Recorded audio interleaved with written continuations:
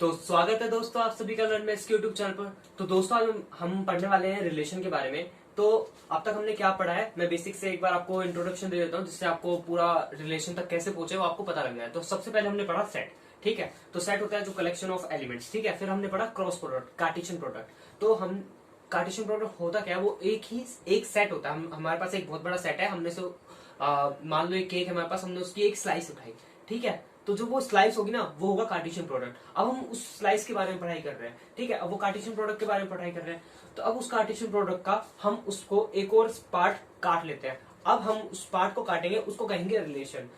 वो जो रिलेशन होगा अब हम उसके बारे में स्टडी करने वाले हैं, ठीक है। तो हम क्या कर रहे हैं, सेट पढ़ा, सेट का एक छोटा सा पार्ट पढ़ा, फिर उसके अंदर जो चीजें हैं उसमें से हमने एक टॉपिक को उठाया, अब हम उस पर काम कर रहे हैं, ठीक है। तो उसको हम कहते हैं रिलेशन। रिलेशन होता क्या है, वो होता है ए क्रॉस बी का सबसेट, ठीक है। तो वो होता है ए क्रॉस बी का सबसेट होता है, ठीक है। और हम उसको आर से डिनोट करते हैं, ठीक है। तो रिलेशन को हम आर से डिनोट करते हैं। तो आखिर में हम इतना कुछ बोल चुके हैं, पढ़ चुके हैं। तो ये रिलेशन होता क्या है, रिलेशन होता है हमारे पास, हमने अब तक ऑर्डर पेयर बनाया है ना कि ए क्रॉस बी, ए का एलिमेंट उठाया, बी का एलिमेंट उठाया। जैसे कि मेरे पास मान लो ए सेट है मेरे पास 1 2 और 3 है, और बी सेट है मेरे पास 4 5। तो मैं क्या करता था, मैंने सीधा ए क्रॉस बी निकाल दिया। तो यहां से मेरे पास 6 एलिमेंट आते थे, 1 2 1 सॉरी यहाँ पे 1 4 आएगा, और यहाँ पे 1 5 आएगा, फिर आएगा 2 4 2 5, फिर आएगा 3 4, और फिर आएगा 3 5, ठीक है। तो ये तो हो गया ए क्रॉस बी। अब हम इसके कुछ सबसेट पे काम करेंगे। सबसेट का मतलब क्या हुआ कि ये जो ऑर्डर पेयर है ना, ए कोमा बी जो एलिमेंट है, हम इसमें कुछ रिलेशन देखेंगे। जैसे कि हमारे पास अब तक हम पढ़ते आ रहे हैं ना, हमने जब रोस्टर फॉर्म पढ़ी थी y 3x प्लस 1 करा, तो हम x की वैल्यू डालते थे, y की वैल्यू आती थी। ऐसे हम b और a में रिलेशन एस्टेब्लिश करेंगे, जिससे हमारे पास एक ऑर्डर पेयर का सबसेट आएगा। डेफिनेटली वो एक कार्टेशियन प्रोडक्ट का सबसेट होगा, कभी कभी वो उसके इक्वल भी होगा। तो ये तो है पूरे रिलेशन की जन्म गाथा के रिलेशन। हम अब आगे जो है वो पढ़ने वाले क्या है, ठीक है। तो रिलेशन को लिखते कैसे हैं और उस पर काम कैसे करते हैं, अब उसके बारे में पढ़ते हैं। तो हम एक क्वेश्चन से समझते हैं कि रिलेशन होता क्या है, ठीक है। तो देखो, रिलेशन हम क्रॉस प्रोडक्ट के ऊपर ही पढ़ रहे हैं। तो क्या होता है, देखो मेरे पास ए और बी एक सेट है, उसमें जो एक्स वाई होगा वो एक रिलेशन में बिलोंग कर रहा होगा। हम हर चीज को जो रिलेशन होगा उसको हम बड़े आर से डिनोट करेंगे, ठीक है। तो हमें एक रिलेशन बताना है जिसमें एक्स डिवाइड्स वाई होगा, ठीक है। तो आप इसको एक सॉल्यूशन में कैसे लिख सकते हो, देखो एक्स डिवाइड्स वाई का मतलब क्या है, जो ऑर्डर पेयर का पहला वाला एलिमेंट होगा वो y को टोटली डिवाइड कर रहा होगा, जिसको डिवाइड करने के बाद रिमाइंडर 0 आ रहा होगा। तो इसका मतलब तो ये हो गया, मतलब कि मैं इसको लिखूंगा x r y, मतलब कि x का रिश्ता y के साथ है इफ एंड ओनली इफ, ये इफ एंड ओनली इफ का सिंबल है जब x जो है वो डिवाइड करेगा y को, ठीक है। या इसको आप सिंपल लिख दो, x डिवाइड्स y, ठीक है। तो ये मेरे को निकालना है वो x की वैल्यू जो y को डिवाइड कर रही हो इस कार्टेशियन प्रोडक्ट में, ठीक है। तो अब यहाँ पे देखो दो सेट है, मेरे को a क्रॉस b निकालूंगा।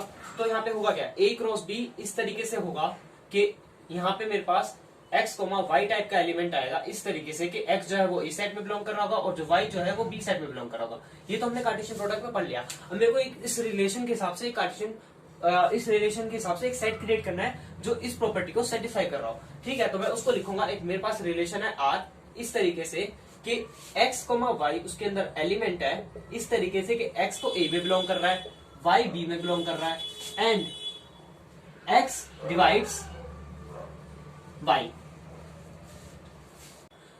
तो ये मेरे को एक सेट बनाना है जिसमें x, y एक एलिमेंट होगा जो जिसमें x a में बिलोंग कर रहा है, y b में बिलोंग कर रहा है और x डिवाइड्स y है, ठीक है। इसको अच्छे से समझ लो जिससे आपको आगे दिक्कत ना आए, क्योंकि फंक्शन में भी ये काम आने वाला है। तो यहाँ पे x, y ऐसे बनाएंगे। तो अब देखेंगे कैसे कैसे कौन कौन से एलिमेंट है। तो हम a क्रॉस b के हिसाब से एलिमेंट्स बनाना शुरू करेंगे। आप क्या कर सकते हो, a क्रॉस b बनाओ और उसमें से एलिमेंट्स छांटने शुरू कर दो, या तो फिर आप ढूंढो खुद से ही कि x, y है ना, तो यहाँ का एक एलिमेंट फिक्स कर दो 1, ठीक है। अब 1 क्या 4 को डिवाइड कर रहा है, अगर हाँ तो उसको लिख दो, ठीक है। 1 क्या 5 को डिवाइड कर रहा है, हाँ बिल्कुल कर रहा है, तो उसको लिख दो।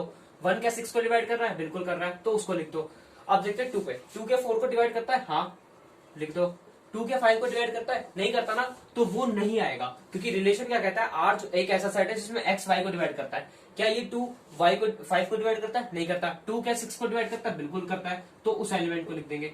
फिर आप 3 पे जाएंगे, 3 4 को डिवाइड करता है? नहीं करता। 3 5 को डिवाइड करता है? नहीं करता। 3 6 को डिवाइड करता है? बिल्कुल करता है। तो यहाँ पे आ गया ये। तो यहाँ पे क्या हुआ, मेरे पास आर जो है वो सबसेट हो गया ए क्रॉस बी का। अगर आप देखोगे तो आर जो है वो सबसेट होगा ए क्रॉस बी का। सबसेट की डेफिनेशन तो पता ही आप लोगों को, एक ऐसा सेट जो, ठीक है, कि पूरा इस वाले सेट के सारे एलिमेंट्स इसमें बिलोंग कर रहे होंगे, तो ये होता है सबसेट। तो यहाँ से आर एक सेट बनाया मैंने जिसमें एक्स वाई को डिवाइड कर रहा है। एक्स क्या होता है? एक्स होगा ये वाला एलिमेंट, वाई होगा ये वाला एलिमेंट, ठीक है। तो इसका मतलब क्या है कि y डिवाइडेड बाई एक्स, और यहाँ पे रिमाइंडर 0 आएगा। तो आप अगर डिवाइड करोगे 1 4 को तो रिमाइंडर 0, यहाँ पे जितने भी एलिमेंट्स हैं यहाँ पे रिमाइंडर 0 आएगा। वहीं पे जो एलिमेंट्स हमने नहीं उठाए ए क्रॉस बी में से, उनका रिमाइंडर 0 नहीं आएगा। रिलेशन के बारे में तो समझ गए कि कैसा दिखता है रिलेशन। अब हम एक कॉन्सेप्ट पे आते हैं, जैसे कि टोटल नंबर ऑफ रिलेशन कैसे होता है। तो टोटल नंबर ऑफ रिलेशन मैं कैसे निकाल सकता हूँ? मेरे पास मान लो 2 सेट होता है, 2 सेट के बीच में अगर हम रिलेशन निकालें तो कैसा होगा, देखते हैं। तो क्या होगा मेरे पास, लेट नंबर ऑफ, जो ए सेट में है उसमें m एलिमेंट है और बी सेट में मेरे पास n एलिमेंट। मान लेते हैं कि मेरे पास एक सेट में m एलिमेंट, बी सेट में n एलिमेंट। तो ए क्रॉस बी में कितने एलिमेंट्स होंगे? ए क्रॉस बी में होंगे मेरे पास m n एलिमेंट, ठीक है। तो टोटल नंबर ऑफ रिलेशन कितना होगा? टोटल नंबर ऑफ रिलेशन, इस बात को याद रखना, मैं रिलेशन के अंदर जो आर निकाला था हमने, उसमें नंबर ऑफ एलिमेंट्स की बात नहीं कर रहा। टोटल नंबर ऑफ रिलेशन कितने बनेंगे, आर जो होंगे वो ऐसे कितने रिलेशन बन सकते हैं, हम उसकी बात कर रहे हैं। तो टोटल नंबर ऑफ रिलेशन बनेंगे 2 की पावर mn। क्यों? क्योंकि आर जो होता है वो सबसेट होता है किसका?